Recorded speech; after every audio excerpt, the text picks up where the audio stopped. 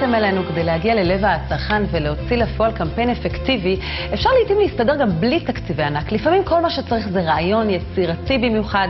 ערב טוב לחגי רמתי, רעיונאי. ערב טוב שרון. אנחנו מוצפים מכל ערב בפרסומות, ובטח למי שיש תקציב יותר גדול מצליח לשבות את ליבנו, אבל בכל זאת אפשר לעשות רעיונות גדולים ולייצר תשומת לב ככה. בהחלט.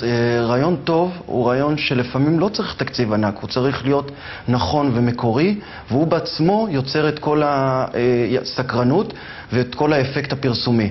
לא חייבים תקציב ענק כדי לתת באז לרעיון או לכל דבר אחר. אז בוא נראה דוגמאות לרעיונות גדולים. לחברת צבע יצרנו רעיון, הסלוגן שלהם אמר, תראו מה שצבע יכול לעשות, ולקחנו את כל המדרכות ליד המלונות באילת, וצבענו אותם בצבעי הקשת. כמובן שנתנו את החנייה בחינם, ואז נתנו לאנשים את החנייה חינם. כל מי שירד לאילת בפסח קיבל חנייה חינם במשך חודש ימים. וכמובן שפסח זה התקופה שכולם יורדים לאילת, ואנשים קיבלו חנייה חינם במקום להתברבר ולחפש. אז כמובן שזו חוויה חיובית שיוצרת בהחלט. ויש פה הטבה אמיתית גם. אז עוד חוויה חיובית לחברת מים? חברת מים בקיץ פנתה ואמרה, הקיץ לוהט, תנו לנו רעיון שישגע את האנשים. אמרנו להם, אוקיי, בואו ניקח קיר חוצות ונהפוך אותו לקיר מים, שבו נחלק לאנשים מים קרים.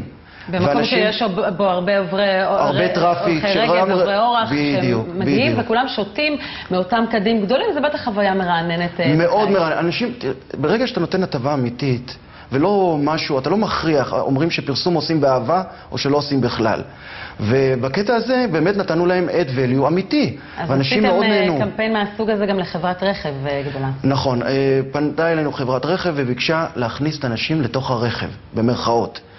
אמרנו, אוקיי, מה עושים? לקחנו את מסכי הרחוב הרגילים האלקטרונים, ומה שעשינו זה פשוט שתלנו את האנשים. אנשים עמדו בצומת עם הרכב, הוצאנו 2 מצלמות, שלפנו אותם מתוך הרכב והצמדנו אותם בתוך השלט חוצות. כלומר, שתלתם את הדמות שלהם בתוך הרכבים והם ראו את עצמם על שלטי החוצות. וראו את עצמם בתוך הרכב החדש. כן, הנה אנחנו רואים דוגמה לשלטי החוצות, כולל זה שאני מבינה שיש אנשים שהופתעו ככה לראות את עצמם. כן, בייחוד יבואן רכב גדול שהצלחנו לשלוף אותו מהמותג שלו ולשים אותו אצל המתחרה, והוא אהב את זה מאוד. הוא אהב את זה מאוד. אתם עושים עבודה גם לעמותות? בהחלט, עשינו עבודה מאוד מעניינת לבנק מזון, שבו רצינו להעביר את המסר שיותר מדי אנשים אוכלים ברחוב. ופיזרנו צלחות במדרחוב נחלת בנימין, בכוונה במדרחוב נחלת בנימין, כי אז הביוב יושב על פני הקרקע.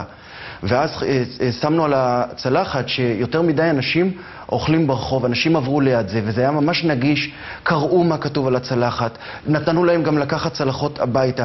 זה היה מסר בלתי אמצעי שעבר בצורה מאוד מאוד מרגשת. כלומר, עם כל הכבוד למדיה, המגע לפעמים עם הצרכן הישיר, שבו הוא נוגע וחווה איזושהי חוויה עם המותג, יוצרת חיבור. בהחלט, בהחלט. אתה חייב להבין שהצרכן הוא חכם. לצרכן יש GPS במוח, הוא כבר יודע לקטלג את כל המתקני פרסום למיניהם. ברגע שאתה בולט טיפה החוצה, הוא מזהה את זה. כי אם אתה ברגיל, בשוטף, או על שלט חוצות, או על כל דבר רגיל, אז הוא נוסע בדרך. זה עוד קמפיין, כן. בדיוק, הוא נוסע בדרך, הוא נוסע. אבל ברגע שאתה קצת בולט החוצה, קצת לוקח מדיה קיימת, ומוציא אותה החוצה, היא בולטת ועושה את העבודה. חגי רמתי, תודה רבה לך. תודה לך, שרון. תודה רבה גם לכם שהייתם איתנו, אנחנו נהיה פה גם מחר באותה השעה. עד אז ניפרד עם פרסומת נוסטלגית, הרבה לפני שלכולנו היה מכשיר סלולרי.